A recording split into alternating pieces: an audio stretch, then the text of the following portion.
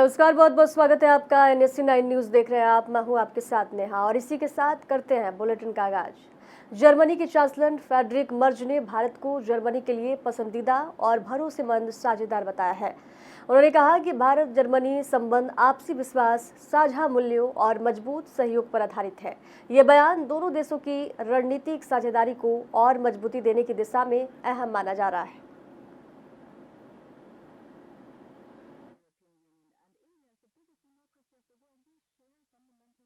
India is a desired partner, a partner of choice for Germany, and the preconditions for a renewed and deepened and intensified partnership couldn't be more favorable.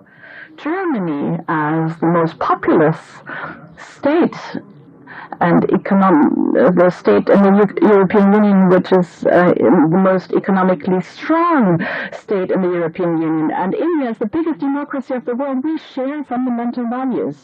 The highly dynamic India and the highly technological India Germany CEO forum में प्रधानमंत्री नरेंद्र मोदी ने कहा, भारत और Germany अपने संबंधों की platinum jubilee और अपनी रणनीतिक साझेदारी की सिल्वर जुबली मना रहे हैं। इसका मतलब है कि हमारे रिश्ते में प्लेटिनम की तरह अस्थायित्व और चांदी की तरह चमक दोनों है।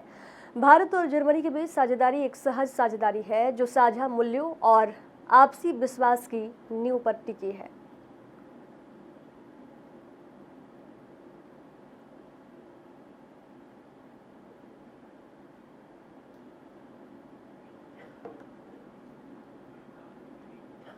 उत्तर प्रदेश AI और स्वास्थ्य नवाचार सम्मेलन में मुख्यमंत्री योगी आदित्यनाथ ने कहा, कोविड के दौरान सभी जनपदों में हमने ICU बेड बढ़ाए। आज हमारे पास सभी प्रकार की सुविधाएं हर जनपद में मौजूद हैं। पहले राज्य के 38 जिलों में इंसेफ्लाइटिस से मौत होती थी। हर साल 1200 से 1500 बच्चे की इस बीमारी से मौत होती थी। आज इसी प्रदेश से होने वाली मौत 0 हो गई है।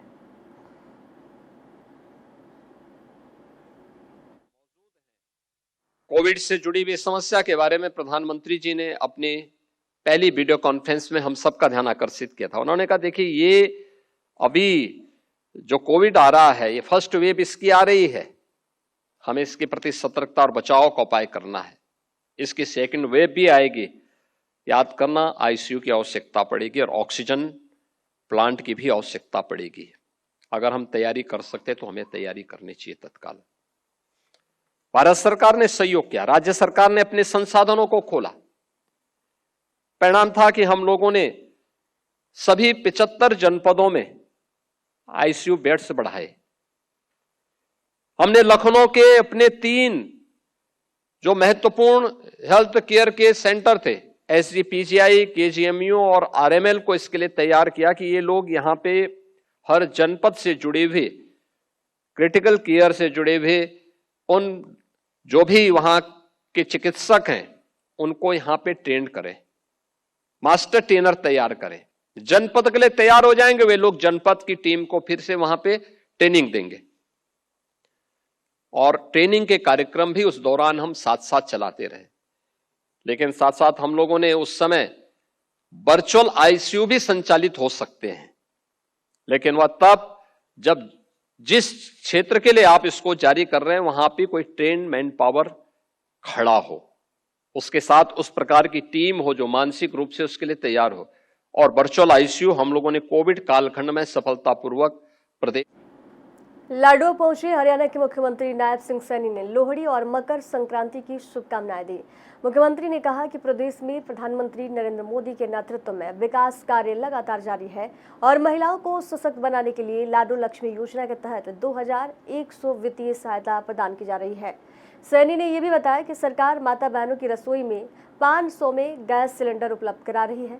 मुख्यमंत्री ने कुरुक्षेत्र के लाडोआ में लोगों के साथ पर्व की खुशियां साझा की और हरियाणा वासियों के सुख समृद्धि की कामना की।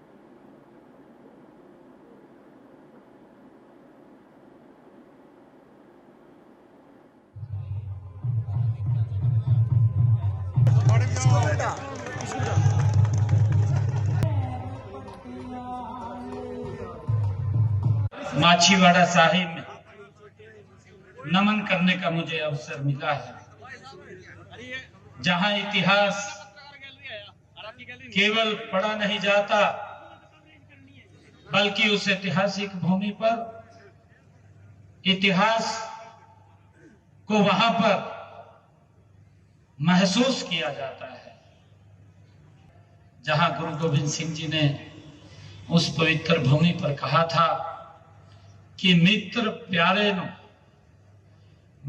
प्यारे नु हाल मुरीदा दा कहना। पर नमन करने का मुझे अवसर मिला और मुझे खुशी है कि उसके बाद सीधा लाडवा के इस ऐतिहासिक स्थल रामकुंडी पर मुझे आने का अवसर मिला है।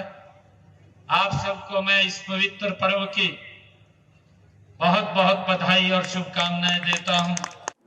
हिमाचल के सोलन से खबर है, जहां सोलन जिले के अर्की बाजार में देर रात हुई आगजनी की घटना में 8 साल के बच्चे की मौत हो गई, जबकि कुछ लोगों की अब भी लापता होने की आशंका जताई जा रही है।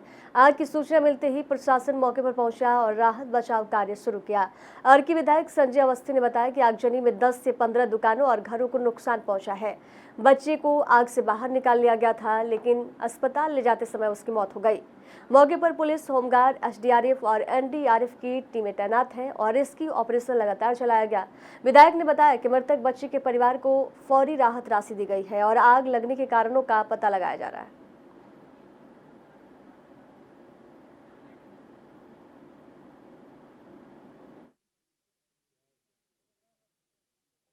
आज अर्की बाजार में आगजनी की एक दुखदाई घटना घटित हुई और सुबह लगभग जैसे जानकारी प्राप्त हुई कि 2:15-2:30 बजे के करीब जो है ये आगजनी की घटना हुई है। आगजनी घटना के कारण अभी पता नहीं चले हैं, लेकिन इससे काफ़ी नुकसान हुआ और लगभग 10 से 15 दुकान हाउसेस को जो है वो नुकसान हुआ है। एक कैजुअलिटी जो अभी सामने आई है बच्चे के रूप में, जो बिहार से आए थे यहाँ लेबरर, उनका बच्चा, उनके परिवार का बच्चा 8 साल का, जिसको जब निकाला गया, रेस्क्यू किया गया, तो वो मैं समझता हूँ कि हॉस्पिटल ले जाते ही उससे पहले शायद वो नई सांसें नहीं थी और बड़ी दुखदाई घटना है। और प्रशासन द्वारा जो फायर ऑफिसर हैं, फायर मैन हैं, उन्होंने घटनाक्रम पे, मौके पे जो है वो उसको स्कीम के ऊपर। हरियाणा की कैथल से खबर है, जहां भारतीय राष्ट्रीय कांग्रेस के महासचिव और सांसद रणदीप सिंह सुरजेवाला ने कैथल में आयोजित प्रेस वार्ता में केंद्र की भाजपा सरकार पर तीखा हमला बोला। उन्होंने मोदी सरकार द्वारा लगाए गए विकसित भारत गारंटी फॉर रोजगार एवं आजीविका मिशन ग्रामीण कानून को मनरेगा की दिन दहाड़े हत्या करार दिया। सुरजेवाला ने कहा, यह कानून करोड़ों गरीबों और मजदूरों के रोजगार अधिकार पर सीधा हमला है। उन्होंने ये भी आरोप लगाया कि मोदी सरकार ने मनरेगा पर 8 बड़े हमले कर गरीबों का काम मांगने का मौलिक अधिकार ही खत्म कर दिया है। उन्होंने कहा कि नए कानून में केंद्र सरकार ने अपनी जिम्मेदारी से पल्ला झाड़ते हुए मजदूरी बजट का केवल 60% देने का प्रावधान किया है, जबकि राज्यों पर 40% का बोझ डाला गया है। इससे करोड़ों मजदूरों को रोजगार मिलना मुश्किल हो गया है। गरीब मजदूरों, खास तौर से मनरेगा का मजदूर कौन है? मनरेगा का मजदूर 48% पिछड़े वर्गों से है, लगभग 22 से 25% अनुसूचित जातियों से है और बाकी सामान्य वर्गों से गरीब। उन पर जो व्यापक हमला बोला गया है, उनके पेट पर लात मारने की साजिश जो की गई, उसके खिलाफ पूरे हिंदुस्तान में जिला स्तर पर आज उपवास भी रखा गया, पत्रकार गोष्ठियों का आयोजन भी किया जा रहा है। हमारे जिला अध्यक्ष मेरे भाई रामचंद्र गुर्जर जी और हमारे सब साथी आज मिलकर उसी संबंध में आपके समक्ष 8 बड़े हमले जो मनरेगा कानून पर बीजेपी की सरकार ने बोले हैं, उनकी व्याख्या करने के लिए आपके बीच में उपस्थित है।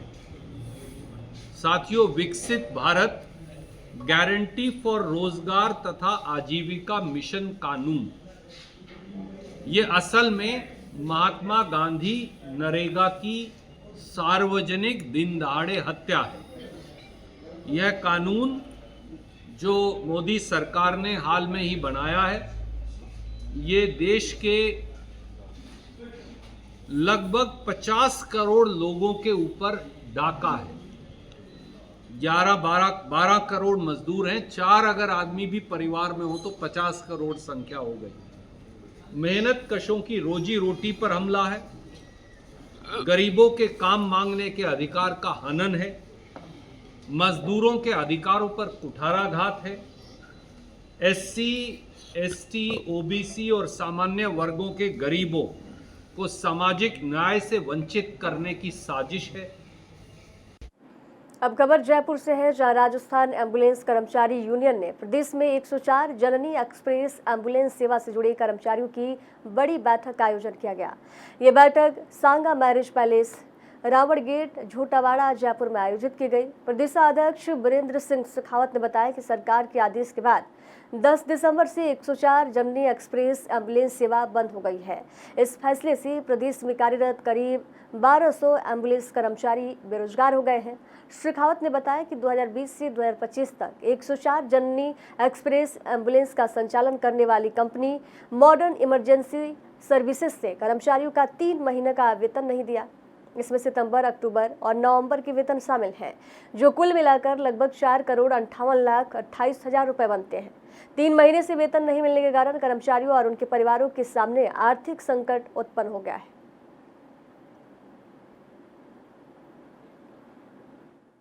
भेज दिया, घर इसलिए भेज दिया कि वहां जो पायलट है ड्यूटी कर रहे हैं। अब सपोर्ट करो 15 दिन, 20 दिन और 1 महीने के बाद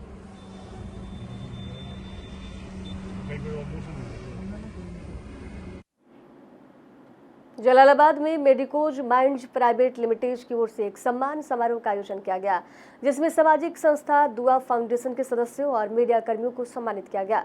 समारोह में समाजवादी पार्टी के वरिष्ठ नेता चौधरी डॉक्टर महमूद कुरैशी भोलू ने कहा कि समाज सेवी वसीम कुरैशी के मार्गदर्शन में दुआ फाउंडेशन ने सामूहिक विवाह का कार्यक्रम आयोजित कर नजीबाबाद के इतिहास में मिसाल पेश किया है। इस मौके पर दुआ फाउंडेशन के कई सदस्यों को शॉल उड़ाकर सम्मानित भी किया गया।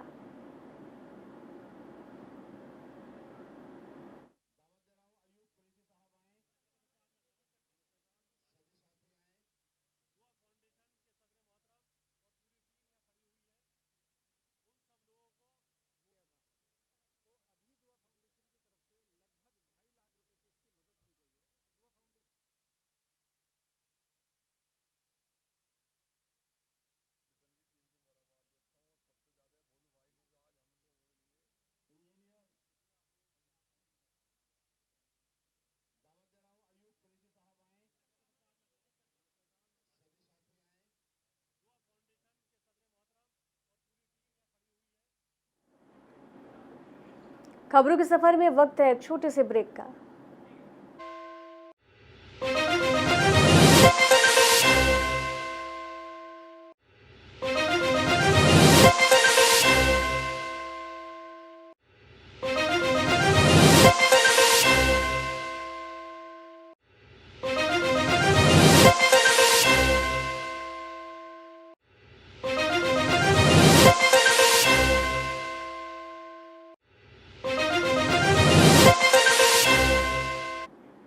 ब्रेक के बाद एक बार फिर से स्वागत है आपका। बढ़ेंगे अगली खबर की ओर। मुरादाबाद में संस्कृति और साहित्य का बड़ा आयोजन ओडिशा चौपाला साहित्योत्सव 2026 अब औपचारिक रूप से शुरू होने जा रहा है।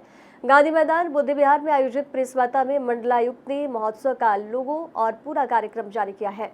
मंडलायुक्त ने बताया कि महोत्सव का उद्देश्य सांस्कृतिक विरासत को जीवंत करना और समाज को किताबों और साहित्य से जोड़ना है। इस अवसर पर नवगीतकार स्वर्गीय माहेश्वर तिवारी की स्मृति में 1 लाख रुपए का विशेष साहित्य सम्मान भी घोषित किया गया। 22 से 26 जनवरी तक चलने वाले महोत्सव में संगीत, साहित्य और विचारों का संगम देखने को मिलेगा। मंच पर सुखविंदर सिंह, मनोज तिवारी, पलक मुच्छल सहित चेतन भगत, आशुतोष राणा और सौरभ द्विवेदी जैसी हस्तियां अपने विचार साझा करेंगी। समापन पर वसीम बरेलवी और डॉक्टर कुमार विश्वास की भी प्रस्तुति की जाएगी।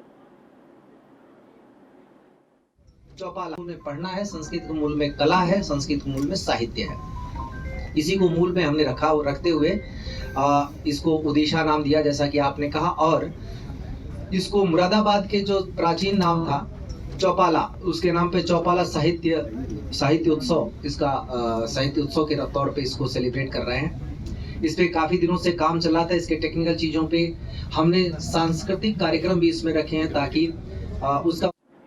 अमरावती जिले में लगातार ठंड बढ़ती जा रही है और तापमान में गिरावट भी दर्ज की जा रही है। जिले में न्यूनतम तापमान 10.9 डिग्री सेल्सियस दर्ज किया गया। दिन भर चल रही ठंडी हवाओं और शीतलहर के कारण जनजीवन बुरी तरह प्रभावित रहा। बढ़ती ठंड का सीधा प्रभाव जन स्वास्थ्य पर भी पड़ रहा है। ठंड के बचाव के लिए नागरिक बड़ी संख्या में गर्म कपड़ों, स्वेटर, जैकेट और कंबलों का सहारा ले रहे हैं। हालांकि इसके बावजूद छोटे बच्चों और बुजुर्गों को ठंड से अधिक परेशानियां आ रही हैं। सर्दी, खांसी, बुखार और अन्य मौसमी बीमारियों के मरीजों की संख्या में बढ़ोतरी देखी जा रही है, जिससे सरकारी और निजी अस्पतालों में मरीजों की भीड़ भी बढ़ गई है।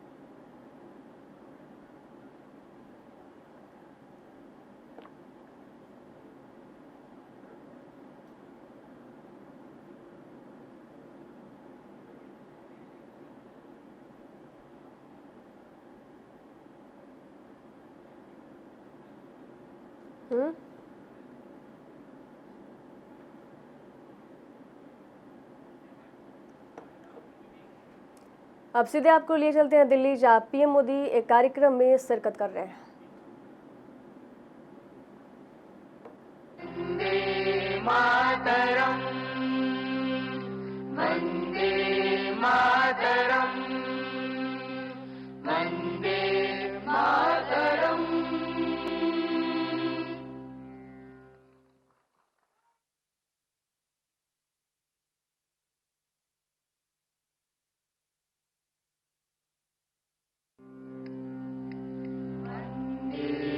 मातरम,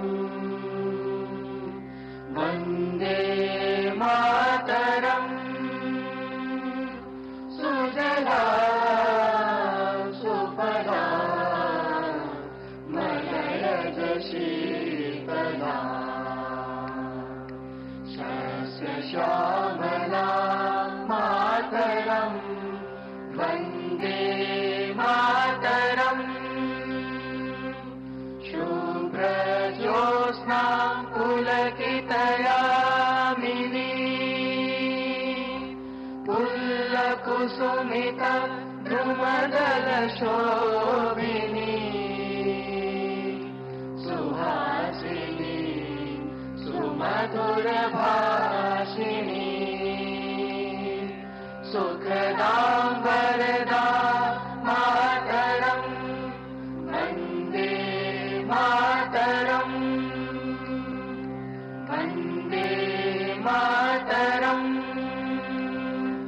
कोटि कोटि कंठ कल कल निनाद कराले, कोटि कोटि भुजै मृग धर कर वाले, अबला के नुमायक बोले,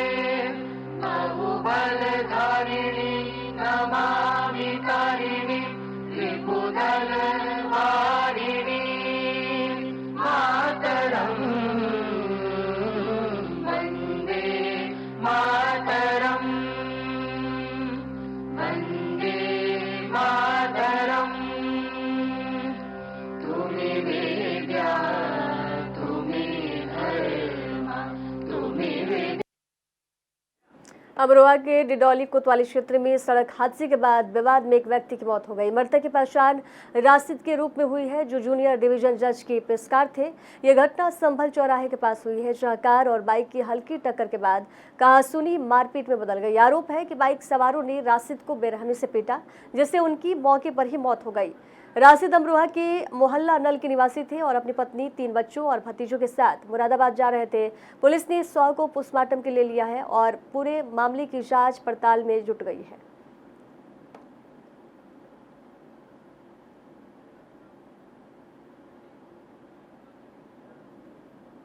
दोपहर में करीब 2:15 बजे के आसपास दो पक्षों में वाहन दुर्घटनाग्रस्त होने की वजह से आपस में विवाद हो गया। इसी विवाद की वजह से कुछ देर बाद प्रथम पक्ष के साथ द्वितीय पक्ष ने संभल चौराहे से आगे हाईवे पर मारपीट की, जिसमें प्रथम पक्ष के राशिद की हॉस्पिटल ले जाते हुए मृत्यु हो गई। प्राप्त तहरीर के आधार पर सुसंगत धाराओं में थाना डिडौली पर अभियोग पंजीकृत किया जा रहा है। 2 व्यक्तियों को हिरासत में लिया गया है। शव को पीएम हेतु मोर्चरी भिजवाया गया है। अग्रिम वैधानिक कार्रवाई प्रचलित है। मौके पर कानून व शांति व्यवस्था सामान्य है। दोपहर अब खबर छत्तीसगढ़ के रायपुर से सामने आ रही है, जहां तेलीबंधा श्यामनगर में आधी रात को हुए गैंगवार में चाकूबाजी के दौरान युवक की मौत हो गई, जबकि उसका साथी अभय सारथी गंभीर हालत में हॉस्पिटल में भर्ती है। घटना में शामिल 2 भाई आकाश और लोकेश विश्वकर्मा समेत 20 से 25 आरोपी फरार हैं। पुलिस ने बताया कि वारदात पूरी तरह प्लानिंग के साथ की गई है और आरोपियों ने इलाके की लाइट भी बंद कर दी थी। स्थानीय लोगों में डर का माहौल है और ये मामला तेलीबंधा थाना क्षेत्र का है। पुलिस मामले की गहनता से जांच कर रही है।